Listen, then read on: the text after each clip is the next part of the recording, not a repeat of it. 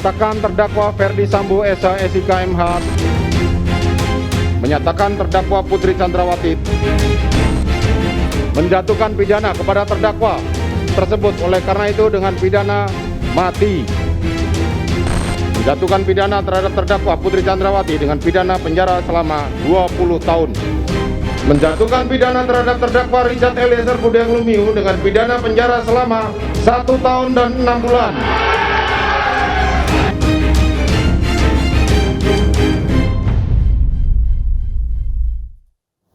Menko Polhukam Mahfud MD mengapresiasi proses hukum para terdakwa pembunuhan Yosua.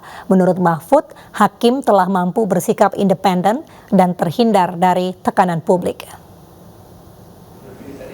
Menko Polhukam mengaku hakim telah mampu bersikap independen dan terhindar dari tekanan publik dan juga pihak-pihak yang mempengaruhi kesimpulan hukum bagi para terdakwa. Meski demikian, Mahfud MD juga menilai keputusan vonis hakim dapat dilanjutkan ke tahap banding. Putusannya menjadi sangat logis, tentu menurut saya berkemanusiaan, ngerti denyut-denyut kehidupan masyarakat, kemudian progresif juga. Sehingga saya melihat para hakim ini adalah hakim-hakim yang bagus di antara banyak hakim yang memang juga bagus.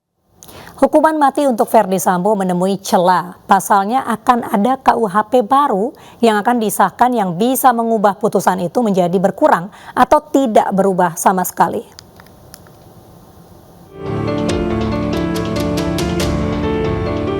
Ferdi Sambo divonis hukuman mati atas kasus pembunuhan berencana Brigadir Yosua. Namun, vonis untuk Sambo ini menemui celah karena akan ada kitab undang-undang hukum pidana baru yang akan segera disahkan. Vonis hukuman mati tersebut bisa berkurang apabila sebelum eksekusi, kitab undang-undang hukum pidana baru sudah disahkan. Aturan hukuman mati diatur dalam pasal 100 KUHP baru yang isinya apabila terpidana menunjukkan sikap terpuji, pidana mati dapat diubah menjadi pidana seumur hidup dengan putusan presiden atas pertimbangan Mahkamah Agung. Dengan melihat ketentuan ya di dalam Undang-Undang 1 tahun 2023, ya, Kitab Undang-Undang Hukum Pidana yang nanti akan berlaku 3 tahun lagi ini ketentuannya.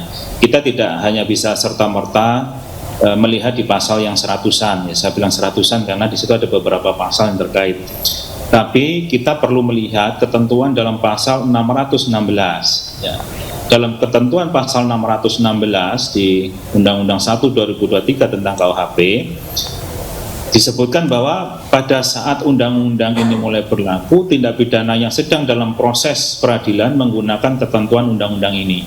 Kecuali undang-undang yang mengatur tindak pidana tersebut lebih menguntungkan bagi tersangka atau terdakwa. Dari ketentuan ini bisa kita ambil makna bahwasannya kalau ini sampai nanti akhir persidangan tidak sampai 3 tahun, ya sekarang 2023, 3 tahun lagi 2026 gitu, maka ya masih belum diberlakukan ya ketentuan yang ada di dalam pasal 100 ya di Undang-Undang 1 2023. Nah, tapi kalau misalnya masih belum selesai, tapi tentunya ya mungkin jarang ya karena kalau pidana itu bisa cepat karena menyangkut soal penjara. Nah, maka dari itu kalau estimasi saya ini masih belum bisa efektif diberlakukan dalam masalah ini atau dalam kasus ini. Namun menurut Abdul Haris Mendawai, Wakil Ketua Eksternal Komnas HAM menilai vonis untuk Sambo sudah tepat dan adil. Namun bisa saja berkurang karena terdakwa bisa mengajukan banding. Proses hukum masih berjalan ya, dan ini baru pada tahap pertama ya di tingkat pengadilan negeri. Nanti masih akan lanjut lagi kalau di antara terdakwa mengajukan banding, kasasi, bahkan mungkin sampai peninjauan kembali. Nah tentunya kita belum tahu nanti bagaimana putusannya. Tetapi sampai saat ini putusan yang dijatuhkan ini menurut saya secara pribadi ini sudah cukup adil ya.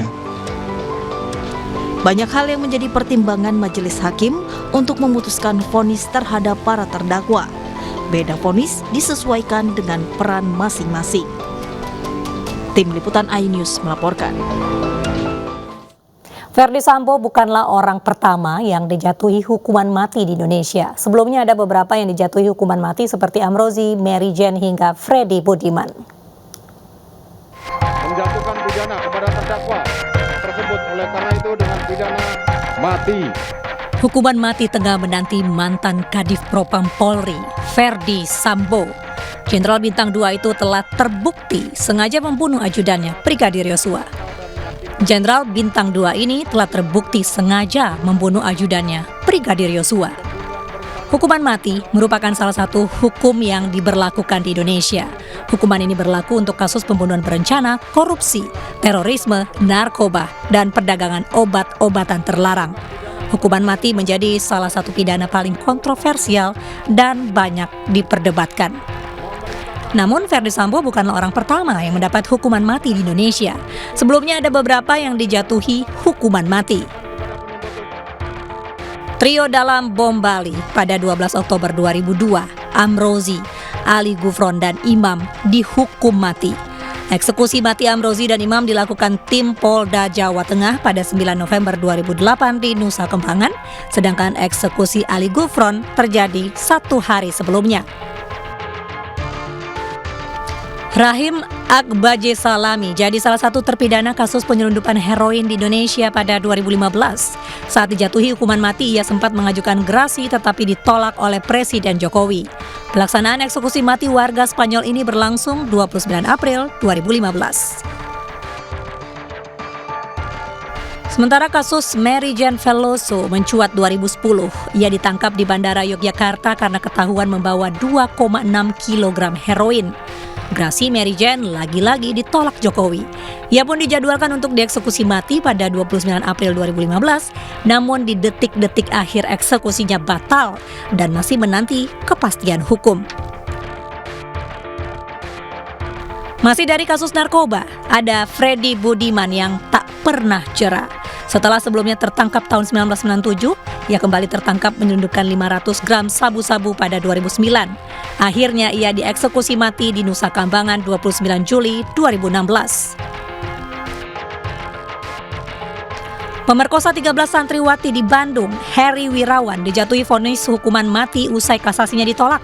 Heri sempat dijatuhi hukuman penjara seumur hidup hingga akhirnya vonisnya diperberat. Namun eksekusi mati belum dilakukan.